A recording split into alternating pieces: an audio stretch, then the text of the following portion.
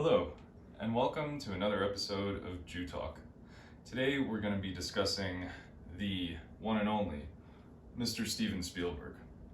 Now, if you don't know who Spielberg is, he's famous for films like the remake of War of the Worlds with Tom Cruise, Lincoln, of course about former President Abraham Lincoln, Close Encounters of the Third Kind, E.T., Jaws, the list goes on. But I want to talk briefly about a moment, and it's the very last 5 minutes of one of his great films, Munich. And this moment to me encapsulates not just the relationship between Jews and Israelis and Jews all overall with one another back 50 years ago in the early 70s, but also that relationship as it stands today.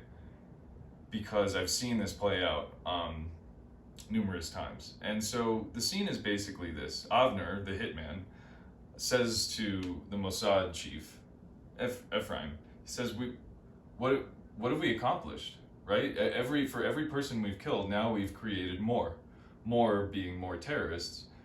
And Ephraim just responds with, well, why cut my nails? They'll grow back.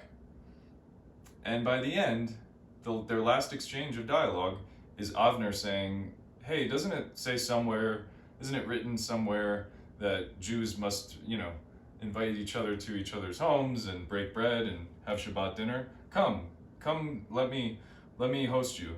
Come to my house for Shabbat. And Ephraim flatly says, no. And that's pretty much the end of the movie. The genius of Spielberg, a man who directed the film Schindler's List 30 years ago now, who is well respected, not just in the Jewish community, of course, but widely in the community of Hollywood and just globally. And his efforts to educate people about one of the biggest atrocities of the 20th century, he has deserved every ounce of respect that he gets. And to me, this is a very relevant, pertinent, if you will, moment that he captures, not just relevant to 1973, also relevant to 2024. Thank you for joining.